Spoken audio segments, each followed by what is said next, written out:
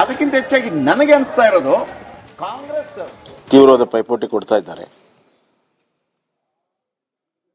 ಆದರೂ ಕೂಡ ಜನ ನಮ್ಮನ್ನು ಕೈ ಬಿಡಲ್ಲ ಅನ್ನುವಂಥ ಒಂದು ವಿಶ್ವಾಸ ನನಗಿದೆ. ಬರುವ 10 ಸುತ್ತಲ್ಲಿ ವಿಶೇಷವಾಗಿ ಸವಣೂರು ನಂತರ ಭರತ್ ಬೊಮ್ಮಾಯಿ ಅವರು ಮತ್ತೆ ತಮ್ಮ ಲೀಡರ್ನ ಸ್ಥಾಪನೆ ಮಾಡ್ತಾರೆ ಅನ್ನುವಂಥ ವಿಶ್ವಾಸ ನನಗಿದೆ. ಜಾಸ್ತಿ ವಿಶ್ಲೇಷಣೆ ಮಾಡಿ. ನಾನು ವೆಂಕಟೇಶ್ ದೊಡ್ಡೇರಿ ಅವರೇ, ನೀವು ನೋಡ್ತಾ ಇದ್ರಿ ಅಂತ ಅನಿಸುತ್ತೆ. ಬಸವರಾಜ ಬೊಮ್ಮಾಯಿ ಅವರ ರಿಯಾಕ್ಷನ್ನು ಬಾಡಿ ಲ್ಯಾಂಗ್ವೇಜ್ ಅಲ್ಲಿ ಮಾತಾಡಕ್ಕೆ ಬರೋದಿದ್ರೆ ಹೇಳ್ಬೋದು ಏನು ಅದರ ರಿಯಾಕ್ಷನ್ ಏನಿತ್ತು ಅಂತೇಳಿ. ಅವರೊಬ್ಬ ನುರಿತ ರಾಜಕಾರಣಿ, ಈ ರಾಜ್ಯದ ಮುಖ್ಯಮಂತ್ರಿ ಆಗಿದ್ದಂಥವರು. ಅವ್ರಿಗೆ ಒಂದು ವಿಶ್ವಾಸ ಇದೆ, ಬಹಳಷ್ಟು ಕೆಲಸವನ್ನ ಇಡೀ ರಾಜ್ಯಕ್ಕೆ ವಿಶೇಷವಾಗಿ ಶಿಗ್ಗಾವಿ ಕ್ಷೇತ್ರಕ್ಕೆ ಮಾಡಿದ್ದಾರೆ. ಅವ್ರದೇ ಆದಂಥ ವರ್ಚಸ್ಸಿದೆ, ಪಾರ್ಟಿ ಇದೆ, NDA ಒಂದು ಮಿತ್ರಕೂಟಗಳಿದೆ.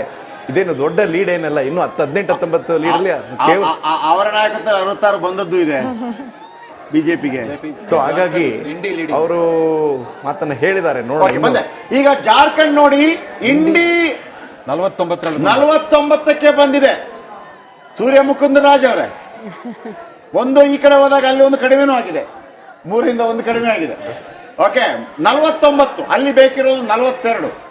ಸರ್ಕಾರ ರಚನೆ ಮಾಡೋದಕ್ಕೆ 42 ಬೇಕಿರೋದು. ಇಂಡಿ ಮೈತ್ರಿಕೂಟ ಕಾಂಗ್ರೆಸ್ ಜೊತೆ ಇರುವ, ಅಂದ್ರೆ ಕಾಂಗ್ರೆಸ್ ಅಲ್ಲಿ JMM ಜಾರ್ಖಂಡ್ ಮುಕ್ತಿ ಮೋರ್ಚಾ ಬಹಳ ಪ್ರಮುಖ ಅಲ್ಲಿ, ಅದರ ಜೊತೆ ಅಂಗಪಕ್ಷವಾಗಿರುವಂತ ಕಾಂಗ್ರೆಸ್.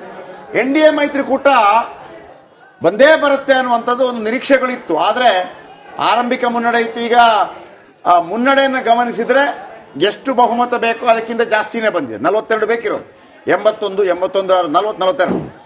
ಸೊ ಆಗಿರುವಾಗ ಮಹಾರಾಷ್ಟ್ರದಲ್ಲಿ ಲ್ಯಾಂಡ್ ಸ್ಲೈಡ್ ಒಂದು ರೀತಿಯಲ್ಲಿ 216. ಇದು ಹೆಂಗಿದೆ ಅಂತಂದ್ರೆ, ಉತ್ತರ ಪ್ರದೇಶದಲ್ಲಿ very first time Yogi Adityanath ಮುಖ್ಯಮಂತ್ರಿ ಆದ್ರಲ್ಲ, ಆ ಟೈಮಲ್ಲಿ 400 ಬಂದಿತ್ತಲ್ಲ, ಆ ತರ ಕಾಣ್ತಾ ಇದೆ. ಮಹಾರಾಷ್ಟ್ರದಲ್ಲಿ 313 ಬಂದಿತ್ತು. ಹೌದು, ಮಹಾರಾಷ್ಟ್ರ 3ನೇ. ಕಂಗ್ರಾಚುಲೇಷನ್ಸ್. ಆಮೇಲೆ ಗೊತ್ತಿಲ್ಲ, ಖುಷಿ ಪಡಿಸ್ಬಿಡೋದು.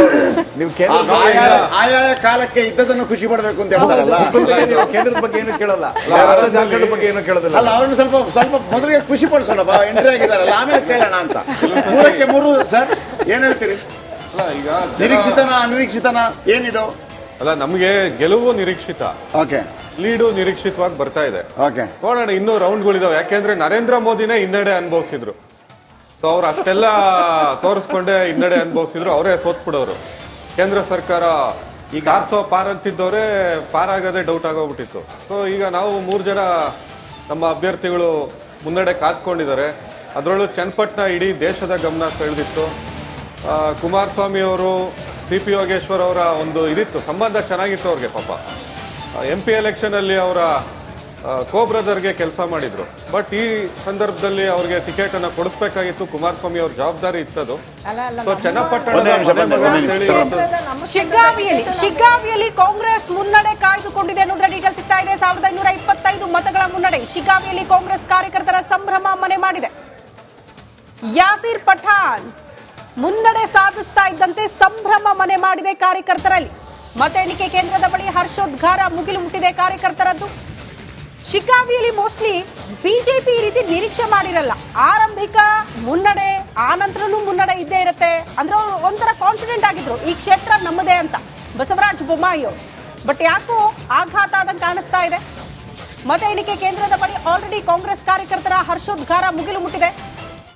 ಅಜ್ಜಂಪೀರ್ ಖಾದ್ರಿ ಅವರ ಬಂಡಾಯ ಡ್ಯಾಮೇಜ್ ಮಾಡಬಹುದು ಕಾಂಗ್ರೆಸ್ಗೆ ಅಂತ ಹೇಳಲಾಗ್ತಾ ಇತ್ತು. ಬಟ್ ಆದ್ರೆ ಡ್ಯಾಮೇಜ್ ಆದಂಗೆ ಕಾಣಿಸ್ತಾ ಇಲ್ಲ. ಅವರು ಪರವಾಗಿ ಕೆಲಸ ಮಾಡಿದ್ದಾರಾ ಅಂತ ಈ ರಿಸಲ್ಟ್ ನೋಡಿದ್ರೆ ಗೊತ್ತಾಗ್ತಾ ಇದೆ. ದೃಶ್ಯ ನೋಡ್ತಾ ಇದ್ದೀರಿ, ಕಾರ್ಯಕರ್ತರ ಸಂಭ್ರಮ ಮುಗಿಲು ಮುಟ್ಟಿರುವ ದೃಶ್ಯ.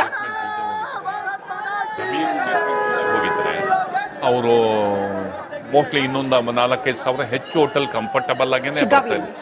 ಯೋಗೇಶ್ವರ್ ಅವರು ಮೇಲ್ನೋಟಕ್ಕೆ ನಮಗೆ. ಓಕೆ, ಇದು ಎಲ್ಲಿ ಸಂಭ್ರಮಾಚರಣೆ?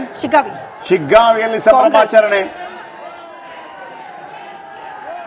ಇದು ರಾಮನಗರ, ಸಾರಿ, ಇದು ಚನ್ನಪಟ್ಟಣ.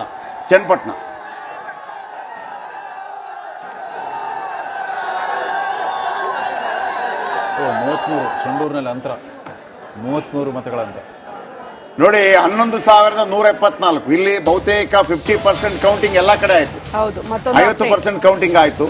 ಮತ್ತೊಂದು ಅಪ್ಡೇಟ್, ಚನ್ನಪಟ್ಟಣದಲ್ಲಿ ಫಲಿತಾಂಶಕ್ಕೂ ಮುನ್ನವೇ ವಿಜಯೋತ್ಸವಕ್ಕೆ ಸಿದ್ಧತೆ ಆಗ್ತಾ ಇದೆಯಂತೆ. ಯೋಗೇಶ್ವರ್ ಮುನ್ನಡೆ ಕಾಯ್ದುಕೊಳ್ತಾ ಇದ್ದಂತೆ ಸಂಭ್ರಮಾಚರಣೆ ಮನೆ ಮಾಡಿದೆ. ವಿಜಯೋತ್ಸವ ಮಾಡೋದಕ್ಕೆ ವಾಹನವನ್ನ ಸಿದ್ಧ ಮಾಡಿದ್ದಾರೆ ಕಾಂಗ್ರೆಸ್ ನಾಯಕರು. ವಾಹನ ಸಿದ್ಧಗೊಂಡಿದೆ. ಮೆರವಣಿಗೆ ಮಾಡುವುದು ಅದ್ದೂರಿಯಾಗಿ ಇದನ್ನ ಸೆಲೆಬ್ರೇಟ್ ಮಾಡಬೇಕು ಅಂತ ಆಲ್ರೆಡಿ ಪ್ಲಾನಿಂಗ್ ಗಳಾಗ್ತಾ ಇದೆ. ಅಲ್ಲಿಗೆ ಒಂದ್ ಹಂತದಲ್ಲಿ ಒಂದು ನಂಬಿಕೆ, ಸಿಪಿ ಯೋಗೇಶ್ವರ್ ಗೆದ್ದೇ ಗೆಲ್ತಾರೆ ಅಂತ ಕಾಂಗ್ರೆಸ್ ನಾಯಕರಲ್ಲಿ ಆ ಸಂಭ್ರಮ ನೋಡೋದಕ್ಕೆ ಸಿಗ್ತಾ ಇದೆ. ದೃಶ್ಯ ನೋಡ್ತಾ ಇದ್ರಿ, ವಾಹನ ಸಿದ್ಧಗೊಂಡಿದೆ.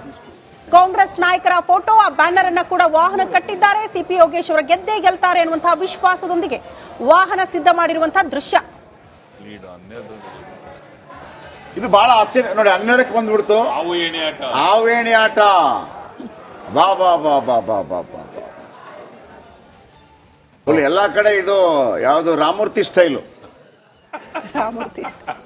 ಜಯನಗರದ ಸೂರ್ಯ ಮುಕುಂದ್ರ ಅವರೇ ರಾಮೂರ್ತಿ ಬಂದಿದ್ರು ಎಲ್ಲಿ ನಮ್ಮ ಜಯನಗರದ MLA.